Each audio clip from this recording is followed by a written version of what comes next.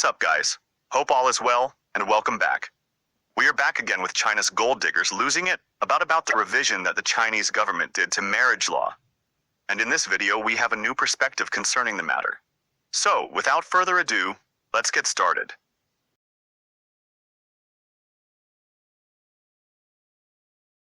The law doesn't care about how much you contribute to the family, whether you take care of the family, sacrifice your youth, do housework, or even have children. These are not the focus of the law. What matters is who contributes more financially. This new marriage law helps further promote women's independence. It sends an important message to all women: you need to learn to rely on yourself, not on others. I believe that in the near future, many young girls will aim to buy their own house before marriage, and the age at which people marry will be delayed. The saying "it's better to marry well than to do well" has lost its shine in the face of the new marriage law. In fact, this law forces women to grow and encourages some housewives to step out of the home and into society.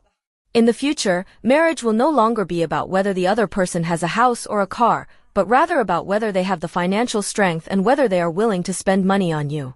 If the other person is unwilling to spend money on you, then his money is still his own, and women will not be able to share his wealth even after marriage. For married women, from now on, I think you should no longer worry about how to save money for your husband. Instead, spend the money you deserve, spend it happily for yourself. For those sisters who have not yet married, since we can't rely on men to buy us a house, find a man who is at least 1.8 meters tall, handsome, smart, capable, and with high emotional value. After all, marriage is an experience. Since we can't depend on men's money anymore, let's look for men with high emotional value, good looks, and height. If you want children, at least he should have good genes. Sisters, hurry up and work hard. The future belongs to us. What I'm realizing is that women are a special kind of stupid. Seriously, modern women are so messed up. At least now we know why there are so many divorces, not only so many divorces, but why women initiate most of them. To modern women, marriage is not a commitment, and being a wife and a mother are not duties to them, but experiences. And when they are done experiencing marriage, they can just leave and go find another experience, since they know that they will get paid during the divorce. And now, with China revising marriage laws, we are seeing everything. We can see women's mercantile approach to marriage in full force. There is a lot to say about this wickedness, so let's break this delusional rant down. The law doesn't care about how much you contribute to the family, whether you take care of the family, sacrifice your youth, do housework, or even have children. These are not the focus of the law. What matters is who contributes more financially. This new marriage law helps further promote women's independence. It sends an important message to all women: you need to learn to rely on yourself, not on others. What she said is false. The law prevents people to use marriage as a get-rich-quick scheme. The law doesn't only focus on assets, it also focuses on liabilities like debt. Because women get married, pop one kid out, then ask for divorce, and then gets paid, leaving the man with all the financial burden. The law also takes into consideration the involvement of both parties and try to be fair. Women always love to talk about putting their bodies on the line to have children, but they never take into account the man's obligation to protect and provide, not only for the child, but them also. Once more showing us how women take men protecting and providing for them for granted. They also love to talk about sacrificing their career to have children, but they never talk about men sacrificing their social lives in order to take care of them. They want to have access to a man's assets even after the divorce as a compensation for their services during the marriage. But here's the question: are they also going to repay the man's money and time that he invested in taking care of them during the marriage? They never talk about this part because narcissists are selfish.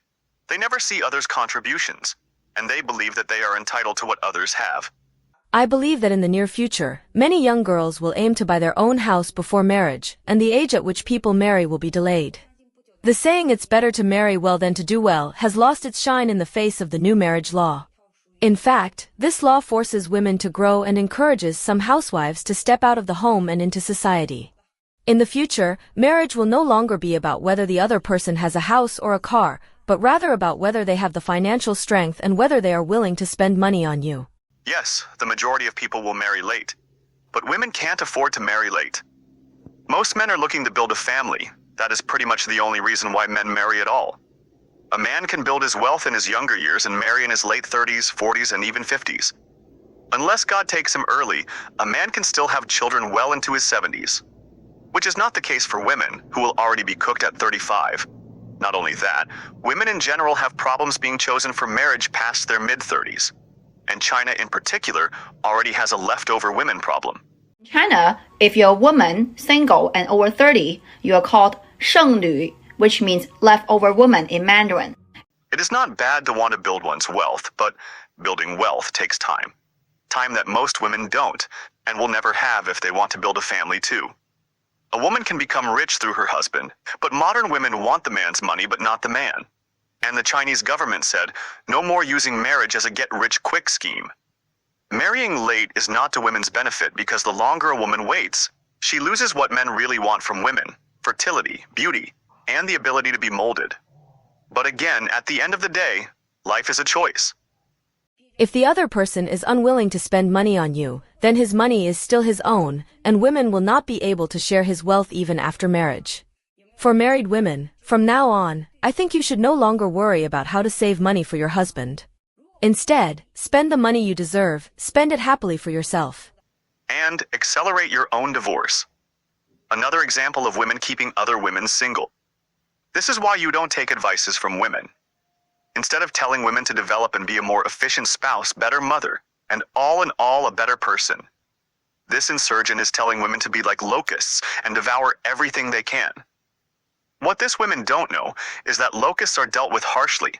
But not only that, overspending with the goal to sabotage a company or someone is a crime. For those sisters who have not yet married, since we can't rely on men to buy us a house, find a man who is at least 1.8 meters tall, handsome, smart, capable, and with high emotional value. After all, marriage is an experience. Since we can't depend on men's money anymore, let's look for men with high emotional value, good looks, and height. If you want children, at least he should have good genes. Sisters, hurry up and work hard. The future belongs to us. Women are really a special kind nuts. This woman really thinks that all women deserve to get the Chinese version of Chad at top 10% man in looks. Mathematically speaking, it is impossible. But again, this is a woman who said that the future belongs to women, while they live in countries built and maintained by men. Anyways, how have we arrived here? We have arrived here because of three things. 1. Men's willingness to protect women for free. Women know that they are safe. They know that it doesn't matter what they do or say, there will always be a man who will be willing to protect them. They know that if they fall in bad times, daddy government is there to pick them up. And they know that men will still keep the infrastructure together. They know that there is no danger. That is why they're so comfortable running their mouths. 2. Men allowing women to have a say on how things are done in society. And 3. Because of men like this one. Here comes the simp. Hello, simp. Welcome. 从今年开始，普通男人想结婚变得更难了。 Since this year, it has become more difficult for average men to get married, especially for men like me who are short, unattractive, and not very smart. This is because the new Civil Code marriage law officially came into effect on February 1st. It clearly defines what constitutes marital property, and what belongs to whom before marriage, and remains the same after marriage. In the past, for example, if a man owned a house before marriage and the woman married him, if they got divorced, the woman could still claim a certain proportion of the house. However, this will no longer be the case. Now, whatever property or real estate a man has before marriage, it has no relation to the woman. Now the problem arises. Since the woman's interests are no longer tied to the man's property, why would a woman still want to marry a man who is short, unattractive, and not very smart? Women will definitely be looking for taller, better-looking, and more humorous men, right? This goes back to our biological instincts. Genes determine marriage. For men like us, who are short, unattractive, and not very bright, no matter how hard we work to earn money, we will eventually be eliminated. However, this is actually very beneficial for the Chinese nation. If things continue this way for several generations, the genetic quality of the Chinese people will significantly improve. The children born in the future will grow up to be taller, more handsome, and smarter. This man is pathetic. It is better to be alone. Because this is not marriage, this is state-sanctioned prostitution. Many people love to talk about hypergamy, that women want safety and this and that. Have whatever opinions you want have about the matter. But at the end of the day, it doesn't change the fact that hypergamy is still immoral. And the mess that we are in today is because of hypergamy, more precisely, female hypergamy. To prove that hypergamy is an immoral thing, nobody wants to talk about male hypergamy, because they know that male hypergamy is extreme, and male hypergamy can be summed in one sentence. The strong takes from the weak. I assume that you are smart to know what will be implied in that. We have simps disguising themselves as red pill gurus, trying make men be okay with female hypergamy, and work hard to acquire resources to keep their women.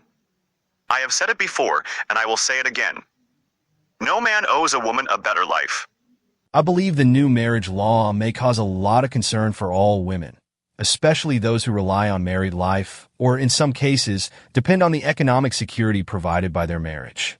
Clearly, the introduction of this new law is primarily aimed at those who use marriage fraudulently to gain improper benefits. One could say that this law has struck a blow against dishonest women, but we also have to consider that laws are not only made based on rational decisions, but also need to take into account human factors.